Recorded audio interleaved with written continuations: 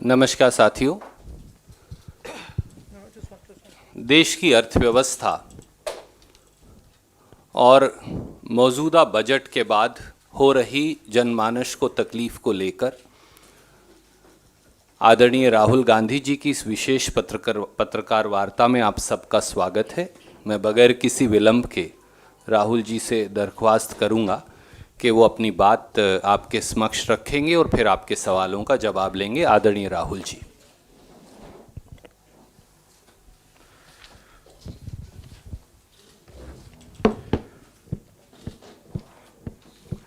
Namaskar, good afternoon. How are you? Everyone safe? Broadly? Huh? No, I mean from COVID. I'm not, please, I don't mean from losing your jobs, I mean from COVID. No. So I want to, मैं आज जो किसानों की समस्या है, जो दिल्ली के चारों ओर हो रहा है, और बजट पे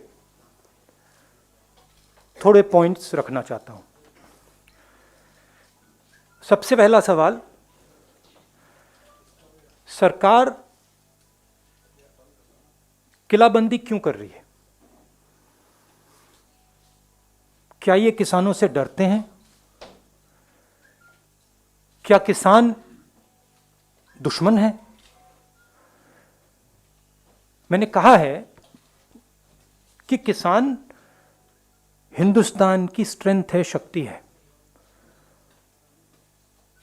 और इसको दबाना, मारना, धमकाना सरकार का काम नहीं है। सरकार का काम किसान से बात करने का है और इस समस्या को रिजॉल्व करने का है। Today Delhi is surrounded by our farmers. They are the people who give us sustenance. They are the people who work for us. Why is Delhi being converted into a fortress? Why are we threatening our farmers, beating our farmers, killing our farmers? Why is the government not talking to the farmers? And why is the government not resolving this problem? This problem is not good for our country. It is not good for the peace and harmony in our country. It's not good for the future of our Kisans. They need clarity. The Prime Minister saying that the offer is still on the table to postpone these laws for 2 years. What does that mean? Either you believe that you need to get rid of the laws or you don't. So I feel that this issue needs to be resolved as soon as possible and the government needs to listen because Kisans are not going away. मैं किसानों को बहुत अच्छी तरह जानता हूँ, ये नहीं जाएंगे, पीछे नहीं हटेंगे। अंत में सरकार को ही हटना पड़ेगा। फायदा है सबका कि आज हट जाए। तो ये किसानों पे मेरी एक्सपेक्टेशन थी बजट के बारे में कि सरकार हिंदुस्तान के 99% लोगों को सपोर्ट देगी। ये बजट 1% आबादी का बजट है। जो हमारे स्मॉल एंड मीडियम इंडस्ट्री के लोग हैं, जो हमारे वर्कर्स हैं, किसान हैं, जो हमारी फोर्सेस हैं, उन सब से आपने पैसा छीन कर लेकर उन्हीं 5, 10, 15 लोगों के पॉकेट में डाल दिया है। आप प्राइवेटाइजेशन की बात कर रहे हैं, वो भी फायदा उनको मिलेगा। और हिंदुस्तान को किस चीज की जरूरत थी? हिंदुस्तान को अपनी जनता के हाथ में पैसे डालने की जरूरत है। क्यों? क्योंकि अगर हम अपनी अर्थव्यवस्था को चालू करना चाहते हैं तो वो कंजम्पशन से ही होगी, वो सप्लाई साइड से नहीं हो सकती है। तो अगर सरकार ने न्याय योजना जैसा काम किया होता, अगर स्मॉल मीडियम इंडस्ट्रीज को पैसा दिया होता, उनको प्रोटेक्ट किया होता, इकोनॉमी चालू हो सकती थी। सप्लाई साइड में पैसा देने से इकोनॉमी चालू नहीं होगी। ये इसको ट्राई करते जा रहे हैं, 1% को पैसा देते जा रहे हैं, सोचते हैं कि हिंदुस्तान की इकोनॉमी स्टार्ट होगी, नहीं होगी। ये रियलिटी है। और सबसे जरूरी बात, मेरे लिए सबसे जरूरी बात, चाइना हिंदुस्तान के अंदर आता है, हजारों किलोमीटर हमारी जमीन ले जाता है, और आप चाइना को बजट में क्या मैसेज देते हो कि हमारा डिफेंस एक्सपेंडिचर हम नहीं बढ़ाएंगे। 3-4 हजार करोड़ रुपए आपने बढ़ाया, चाइना को आपने क्या मैसेज दिया कि आप अंदर आ सकते हो, आपको जो करना है करो, हम अपनी सेना को नहीं सपोर्ट करेंगे। जो हमारे जवान लद्दाख में हैं, जो हमारे एयरफोर्स के पायलट्स हैं, उनको आज क्या लग रहा होगा कि हमारे सामने इतनी बड़ी कठिनाई है और हमारी सरकार फोर्सेस को पैसा नहीं दे रही है, और जो हमारा है फोर्सेस का है वो उन्हीं 5-10 लोगों को पैसा दिया जा रहा है।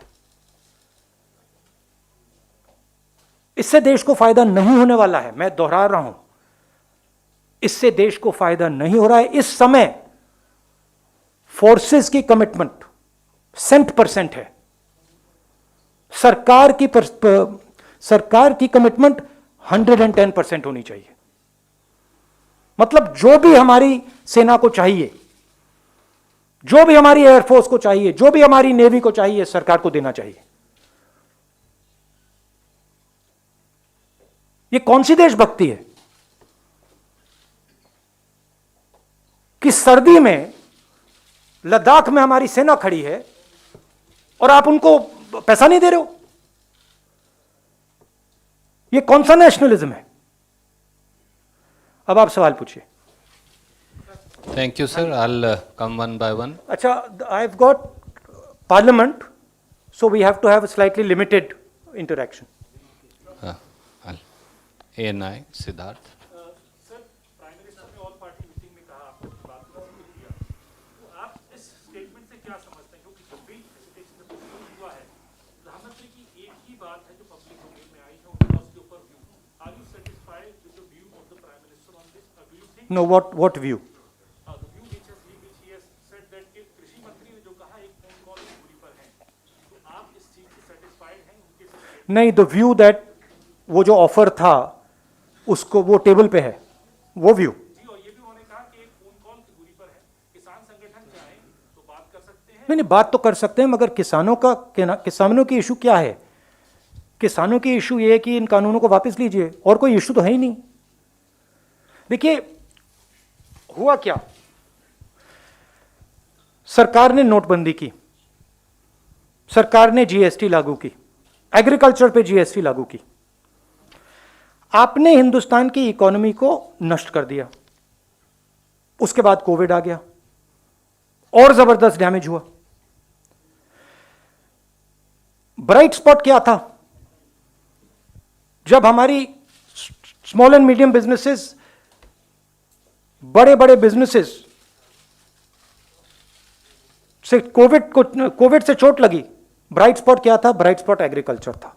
आपको याद होगा कुछ महीने पहले, एग्रीकल्चर इज ब्राइट स्पॉट, मतलब किसानों ने काम कर लिया, किसानों ने हिंदुस्तान को बचाया। अब आप उनकी जिंदगी नष्ट कर रहे हो। वो हमारी रीढ़ की हड्डी, अब उनको मार रहे हो आप, और फिर आप कह रहे हो 1 फोन कॉल अवे। मतलब क्या 1 फोन कॉल अवे? क्या वो प्रधानमंत्री से बातचीत थोड़ी करना चाहते हैं? वो अपना कानून, ये जो कानून है उसको वापस लेना चाहिए प्रधानमंत्री। और बातचीत क्या है उसमें? तो जो एक हिंदुस्तान का एक ब्राइट स्पॉट था उसको भी आपने तोड़ दिया। उमा शंकर जी। राहुल, बहुत सारी अंतर्राष्ट्रीय हस्तियों ने ट्वीट करके किसान जो आंदोलन चल रहा है उसके प्रति अपना समर्थन जताया है। उस पर विदेश मंत्रालय की प्रतिक्रिया आई है कि ये जो है ये सही नहीं है और तोड़ मरोड़ कर पेश किया गया है इन सब तथ्यों को। इसमें मुझे इंटरेस्ट नहीं है। उन ट्वीट्स पे आपकी क्या नहीं, कोई ओपिनियन नहीं है मेरा। ये हमारा इंटरनल मैटर है, ये किसानों का मैटर है। बात क्लियर है कि ये जो कानून है ये वापस लेने हैं। Thank you. PTI Sanjeev Singh.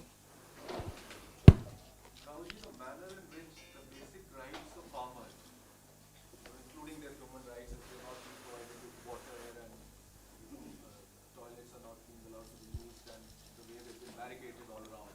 So don't you think India's image at the international level has taken a beating because of the government's attitude? Oh, absolutely. Hindustan जाना जाता था गांधीवाद के लिए. Absolutely. The reputation of India has taken a massive hit. Not only on how we are treating our farmers, on how we treat our own people, how we treat journalists. It's taken a massive hit. Our biggest strength, you can call it soft power, has been shattered by the BJP and the RSS. Their mindset. Ashish from ABP. So why don't you ask, because Pallavi asked last time, so you ask. Okay. किसानों को जिस तरह से terrorist बोला जा रहा है, famous film actress Kangana Ranaut, she again tweeted and said कि ये टेररिस्ट हैं. हम दोनों का ही सवाल है सर, इस पे आप क्या कहें? And also the narrative which is being built up. नहीं, I said- Fighting for the farmers, you are being anti-national, and they are also being attacked. The farmers associations are also being attacked. तो आपका कहना है कि जो इस देश में खेती करता है वो आतंकवादी है, मतलब देश के 60% लोग आतंकवादी हैं, मतलब सिर्फ आरएसएस के लोग आतंकवादी नहीं है, बाकी सब आतंकवादी हैं। ये किसान हैं, अपना हक मांग रहे हैं। सिंपल सी बात है, आप उनका हक छीन के अपने 5-7 मित्रों को देना चाहते हो। जैसे आप हिंदुस्तान की सब इंडस्ट्रीज को मोनोपोली बना रहे हो, वही आप करना चाहते हो। किसान आपसे लड़ रहा है, आप उसको आतंकवादी कह रहे हो। Anand from India Today. Some 120 farmers have been booked so far by the Delhi police under serious charges like sedition and UAPA. Farmer unions claim that some more are still missing. Yeah. They don't know where they are, their whereabouts are not known. What is your opinion of what happened on the 26th of January at the Red Fort when a flag was hoisted? Those who hoisted have still not been apprehended by the police. In my last press conference, I said I want to understand who is the person responsible for letting those people into the Red Fort. The Home Minister needs to explain to us what he was doing and why these people entered the Red Fort. That's the explanation that I want to hear. Thank you, sir. Can we go to Mausami from Aaj? Okay, why don't you ask first? Statement है, उसमें भी कहा गया है कि गणतंत्र कुछ vested interest है जो इसके पीछे हैं, और गणतंत्र दिवस पर जो भी लाल किले पर हुआ। देखिए, ये डिस्ट्रैक्शन करने की बीजेपी का तरीका है। फैक्ट ऑफ द मैटर है, अगर लाल किले में किसी ने गलत काम किया तो वो होम मिनिस्ट्री की जिम्मेदारी है। होम मिनिस्ट्री का काम है कि उन लोगों को रोकें और उन पे एक्शन लें। होम मिनिस्ट्री को समझाना चाहिए कि वो अंदर घुसे कैसे। Basically if you look at the broader picture, essentially what has happened is that the government is now unable to control the situation. The governance of this country, they are basically unable to handle it. And their incompetence is now coming to the fore. They have messed up the economy, they have messed up the harmony, they have messed up the defense, and they want to keep distracting India with non-events. I am saying that the country is in a dangerous position. I am seeing that the world is in flux. I am seeing that we have an aggressive China on the border. They have a clear vision of what they want to achieve. We do not have one. We are completely unclear about what we want to achieve. And it is dangerous for the country. When you have a situation on the border like this, you are destroying your economic structure, you're weakening your economic strength, it is dangerous for the country. Like I said in February, COVID is dangerous for the country. I was ridiculed. I am saying it again. The conditions that we are going through are dangerous for the country. The country requires the Prime Minister to take strict, quick action. It requires that the Prime Minister puts money immediately into the hands of our people and starts the economy. It requires that he protects the small and medium businesses who give us jobs.